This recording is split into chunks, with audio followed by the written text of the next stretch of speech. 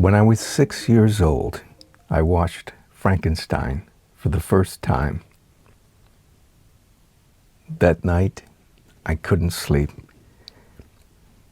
Every shadow in my bedroom seemed alive. I was certain the monster was standing at the foot of my bed. I had no idea that one terrifying night would eventually lead to a frog, a werewolf, and this. I have been so looking forward to telling you that this castle behind me only exists because of a frog and a werewolf. Now I know that sounds ridiculous, but it's true. You see, 54 years ago, I was an art student in Chicago without a business plan, but with a fascination for horror films and monster makeups. I didn't have a wealthy donor. My family was not in business. Certainly at 19, I had never run a business. But a bizarre chain of events involving monster movies, a midnight costume contest, a homemade frog, a newspaper article, and $25 eventually led to this. This is the true story of how a frog built a castle with help from a werewolf. My fascination with monsters began when I was 6.5 years old. I was staying overnight with my cousin in his parents' Victorian home in Elgin when we secretly watched Frankenstein from 1931, starring Boris Karloff. His parents had no idea we had changed the channel. That film terrified me. For weeks afterward, I slept with the lights on. After I saw the monster's frightening silhouette looming at the foot of my bed. But somewhere inside that fear, fascination took root. Looking back now, it's almost poetic. Only a castle would have been a better setting for watching Frankenstein. And decades later, somehow, I ended up living in one. As a young artist, I started trying to recreate the classic monsters myself. Perhaps it was my way of conquering the fear. By high school, I was experimenting with latex prosthetics and homemade monster makeups. I was obsessed with the artistry behind the transformations. Jack Pierce's Frankenstein makeup, Lon Chaney Jr. as the Wolfman, John Chambers and Planet of the Apes, Dick Smith's groundbreaking realism. I couldn't afford foam latex techniques, so I improvised.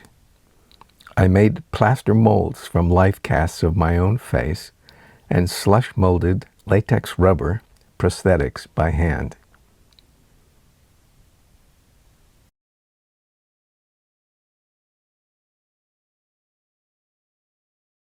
Then in 1972, a film called Tales from the Crypt premiered at Chicago's legendary Oriental Theatre. They announced a midnight costume contest with cash prizes. I spent 4 hours applying my homemade werewolf makeup before driving downtown. When I walked into the parking garage, the attendant literally hid behind a pillar and motioned for me to park my own car. At the ticket booth of the Oriental Theatre, the woman working there cowered behind the counter and waved me inside for free. In the lobby, a reporter from the Chicago Daily News photographed me crouching beside a coffin display. The next day, the headline read, "Monster on Loose in Loop." All of those experiences gave me so much confidence. So I thought I had a real chance at winning the contest. But there was one problem. The Oriental Theatre seated over 2,000 people. My carefully detailed makeup looked impressive enough up close, but from the back rows, not so much. And the winner? A hippie with shoulder-length hair, wearing a rubber Nixon mask, throwing double peace signs. The crowd went wild.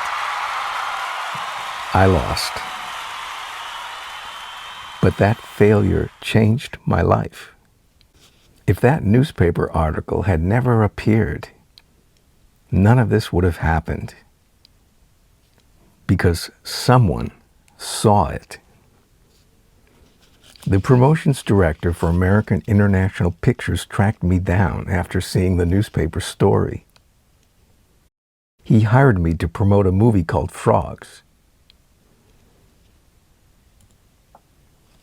I had never been in a costume shop before, and I was kind of excited until I saw the frog they rented for me to wear. If I was going to be a frog, I thought, it should be better than this. So I made my own. I wasn't paid extra for this. In fact, I wasn't even sure they'd let me wear it. The supplies came from my own meager art student pocket. But I had just learned how to make papier-mâché sculptures at the Chicago Academy of Fine Arts using newspaper strips dipped in wheat paste and applied over chicken wire. Along with the paint, not a lot of money was invested, just my time. So there I was, a 19-year-old art student walking up and down State Street in downtown Chicago, wearing a homemade frog costume I had built myself. I was wearing a sandwich board, encouraging people to see the new movie Frogs in the rain. It rained so hard, the promotion was cut short, but AIP's promotion director handed me a check for $25. I still have the stub. To a starving art student in 1972, $25 felt like a fortune. But something much more important happened. For the first time, I realized people would actually pay me to create characters. That frog costume eventually led me to leave the Chicago Academy of Fine Arts after only 3 semesters and start a mascot company. My father was a practical tool and die maker for Western Electric. He famously said, "It's going to be a tough row to hoe." My family did not understand the decision at all. And my uncle said, "You can't eat costumes." Honestly, they had a point. I knew absolutely nothing about business. No one in my family owned one. And mascot manufacturing is not exactly a conventional career path. Facemakers began in a tiny former grocery store with a second-hand desk painted blue, a dented gray filing cabinet, and a black rotary phone. But somehow, it worked.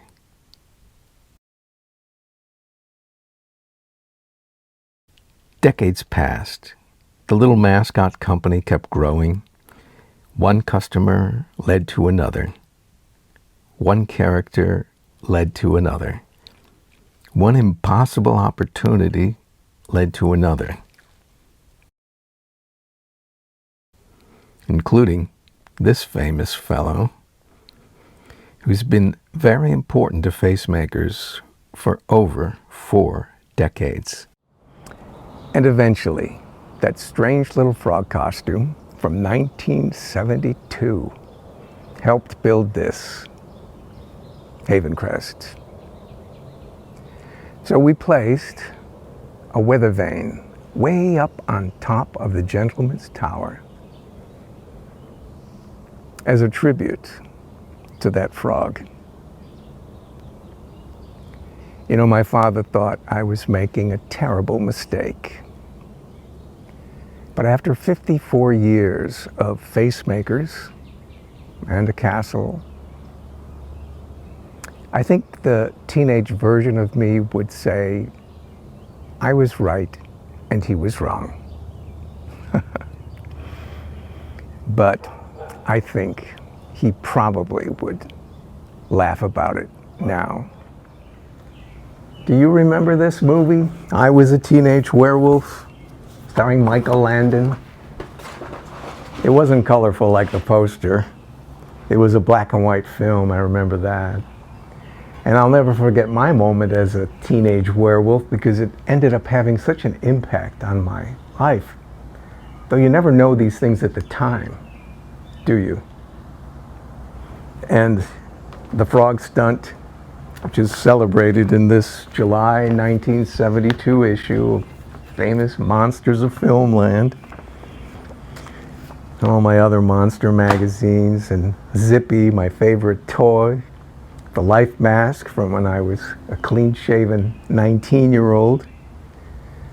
Most kids, they move on from their childhood toys, don't they?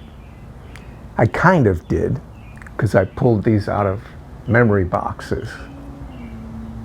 So instead of putting them back in memory boxes, I think they're going to go up in the Gentleman's Tower on display when we get to those rooms in the future.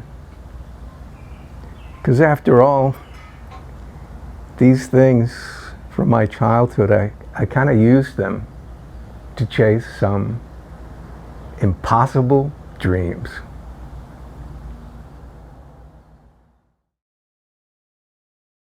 By the way, I still have that old blue desk, now in the basement studio, from the original grocery store location of Facemakers, and the old gray filing cabinet too. It's up in my 3rd floor office, still in use.